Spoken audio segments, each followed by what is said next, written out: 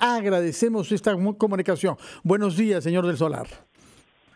Muy buenos días, Fernando. Como siempre, un gusto estar en comunicación con ustedes. Buenos días, Premier. Muchas gracias. Buenos días también. Como usted sabe, se ha podido ya leer diarios después de esta corta noche. Se le reprochan algunos silencios, más que las cosas que dijo. Silencios sobre Bambas, por ejemplo. Silencios sobre Fiori, por ejemplo. Es cierto que son temas de coyuntura, pero que tienen un alcance estructural también. Es decir, informalidad y las dificultades de los proyectos mineros en el Perú. Así es, así es. Muchas veces no se puede poner el énfasis que uno quisiera en un discurso que ya de por sí se acercó a las 2 horas, lo cual no quiere decir en absoluto no darle la importancia que tiene. De hecho, en el caso de las Bambas, continuamos con el diálogo en una circunstancia coyuntural especialmente difícil, pero que, como mencioné de hecho al comenzar el discurso, responde en realidad a un problema estructural. Tenemos que, como Estado y por supuesto como gobierno, tratar de dirigirnos hacia una conversación que nos ayude a poder hablar de los temas de desarrollo que están a la raíz de los problemas de las comunidades, de la desconfianza que mantienen en el Estado, también en algunas empresas. Tenemos que ver cuáles son las buenas prácticas que se están realizando en nuestro país y en otras partes, donde se consigue armonizar comunidad, agricultura, convivencia general con minería y con el Estado. Tenemos que corregir la ausencia del Estado. Así que eso está presente en el tema de las Bambas. Hemos insistido permanentemente en el diálogo. Hemos estado el domingo pasado con el presidente de la comunidad, Gregorio Rojas, en la conferencia episcopal junto con la Defensoría del Pueblo. Vamos a continuar este sábado. No hemos dejado de ver en medio de una semana donde venía el voto de confianza ese tema y la posibilidad de buscar estrategias que nos abran el espacio para una solución inicial. Pero también hemos tenido ya reuniones en Chumbivilcas, que continuaremos este 9, para hablar de lo que queremos, de lo que la propia provincia de Cotabambas ya dijo que quiere. El plan de desarrollo definitivo que el presidente Vizcarra ofreció en su momento, que ha sido avanzado en más de un 20, hasta un 23%, pero que necesita avanzarse más, y que es la conversación que tenemos que tener, ¿no? Ministro, buenos días. Jaime Chincha le saluda. Buenos días, Jaime.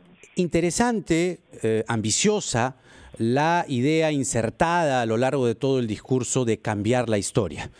Ciertamente la realidad probablemente haga aterrizar algunos de los proyectos y planteamientos que usted ha esbozado en estas casi 2 horas. Sin embargo, yo quiero insistir con el tema de las Bambas y no con una explicación que usted debió o no dar ante el Pleno del Congreso sobre el conflicto de las Bambas, sino cuando usted, en la página 7 de este discurso, habla de la inversión privada y que seguirá siendo un motor de la economía impulsada principalmente por la actividad minera, que es algo real, algo necesario. Usted destaca los proyectos como Quellaveco, Mina Justa y la ampliación de Toromocho, y no mencionó a las Bambas. ¿Qué tendría usted hoy? Ya lo de ayer pasó. ¿Qué tendría usted que decir hoy sobre el proyecto minero Las Bambas, teniendo en cuenta lo que ya todos sabemos? 1% del PBI anual, el proyecto cuprífero más importante no solo del Perú, sino también del mundo. ¿Qué mensaje le estamos dando a los agentes externos y a los grandes inversionistas? Muchas gracias por la pregunta, Jaime. De hecho, Las Bambas es una prioridad para el Perú y en este momento se encuentra ante un problema que esperamos sea considerado una anécdota en el camino, sin dejar de entender que, como decía hace un momento, refleja problemas más profundos que tenemos que resolver ahí mismo, como insiste Jaime, y en otros lugares. Tenemos la confianza, como estaba mencionando hace un instante, de que alrededor del proyecto de las Bambas, y lo han mencionado los propios comuneros con los que he conversado en persona, no hay oposición al proyecto. Hay problemas que resolver, como tantos otros problemas que resolver en otros ámbitos, pero no hay, así como hemos hablado con los APUs de las 5 cuencas, que no se oponen a la explotación petrolera, sino que quieren encontrar mejores condiciones para convivir con esa explotación, no hay en Chalhuahuacho, no hay en la provincia de Cotabambas ni en Chumbivilcas una oposición al proyecto. El proyecto tiene que seguir, tenemos que encontrar maneras para que haya una armonía mayor. Tenemos que buscar una forma, y en eso hemos avanzado ya en las conversaciones, para asfaltar tan pronto como sea posible, superando estos problemas del momento, toda esta vía de 354 kilómetros, de forma que al menos los problemas de vibración, de polvo, disminuyan, y tenemos que encontrar la forma, como decía, de que vayamos a la conversación grande, incluyendo esta, pero no restringiéndonos a esta. Y la conversación grande es la puesta en práctica de todo este plan, de más de 2.600 millones, que tiene que transformar, junto con la fuerza de un proyecto como Las Bambas, la realidad de una región como Apurímac. Esperemos que así sea, primer ministro. Otro de los reproches que se le ha hecho es la ausencia, por lo menos relativa, de un espíritu de reformas sobre temas tributarios y temas laborales. ¿Es porque piensa que no tiene tiempo para hacerlo, porque no quiere tener más enemigos, o es porque se están madurando las propuestas? Hay trabajos que se están haciendo en el tema tributario, va a haber, y en ese sentido estamos también a la espera de que el Congreso finalmente avance con la norma antielusiva, que ha sido ya una realidad, que como sabemos quedó suspendida. La sola norma antielusiva permitirá, de acuerdo a estimados del Ministerio de Economía y Finanzas, crecer en medio punto y quizás más respecto del PBI, gracias a la recaudación adicional. Y el tema laboral es un tema laboral que tenemos que trabajar con un diálogo entre todos.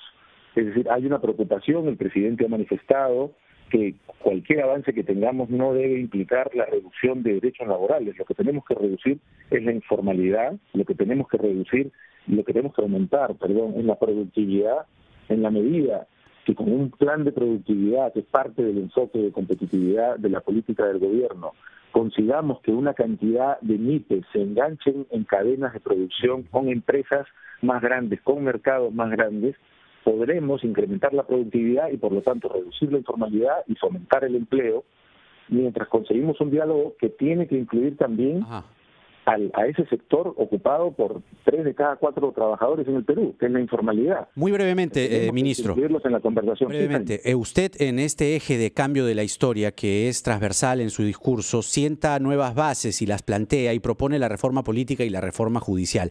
Hubiese sido interesante, que lleve usted un proyecto de las varias reformas que plantea la Comisión Tuesta. Entiendo que el Ejecutivo las está evaluando. ¿Para cuándo vamos a tener una propuesta firme por escrito del Poder Ejecutivo respecto a la reforma política? Gracias otra vez por la pregunta, Jaime. Efectivamente, esta es una prioridad muy grande del gobierno. Hemos avanzado muchísimo en la revisión como Ejecutivo de las propuestas de la Comisión de Alto Nivel y quisimos evitar el día de ayer algún grado de confusión.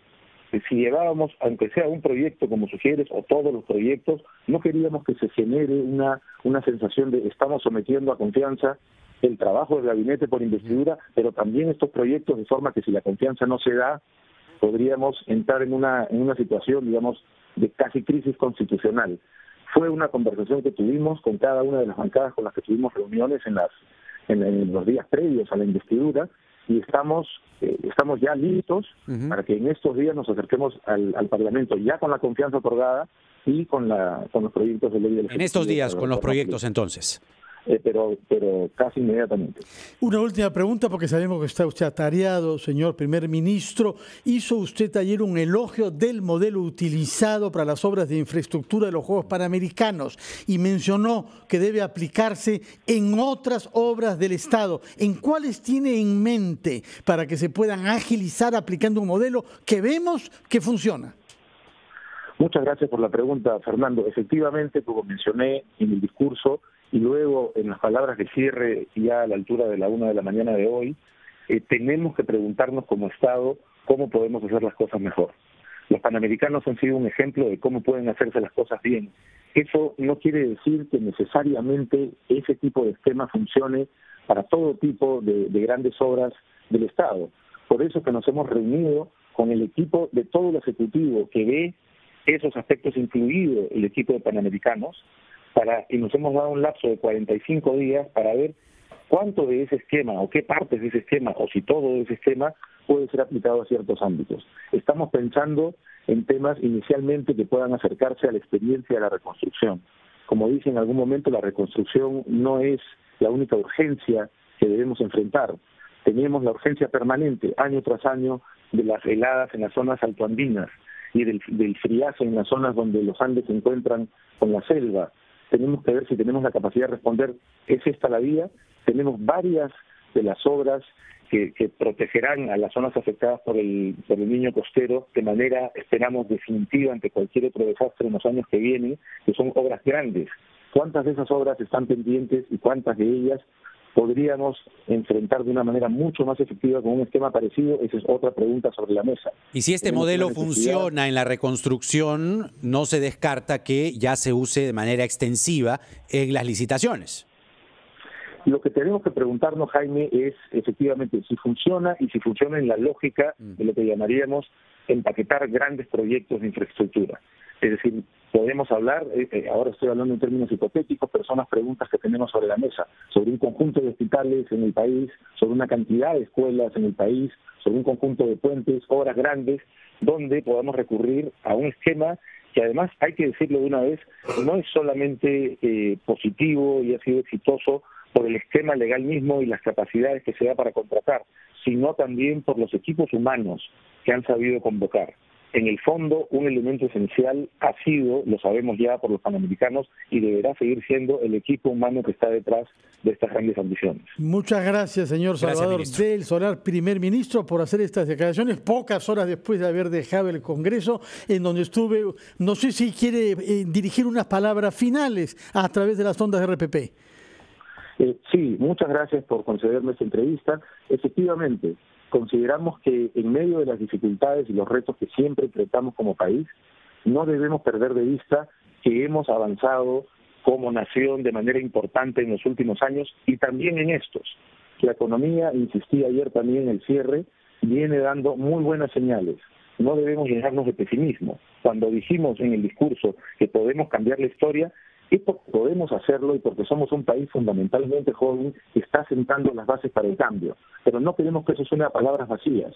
La historia en grande, cambiarla, no se hace de un momento a otro, pero puede comenzar a cambiarse si se va en la dirección correcta.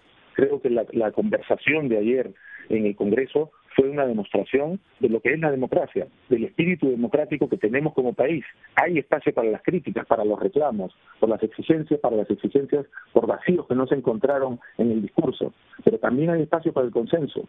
En un contexto en el que estamos, si nos ponemos a trabajar para ver dónde están nuestras urgencias y dónde nuestros puntos en común, efectivamente podemos comenzar a cambiar la historia. Muchas gracias por sus declaraciones en RPP, señor primer ministro. Que tenga un buen día. 9:15, hacemos una pausa y retomaremos después nuestra entrevista con un economista que muy oportunamente... Acá está Alejandro Indacochea. Y que reaccionará a lo dicho por el primer ministro, Alejandro Indacochea. Primero la pausa. Volvemos.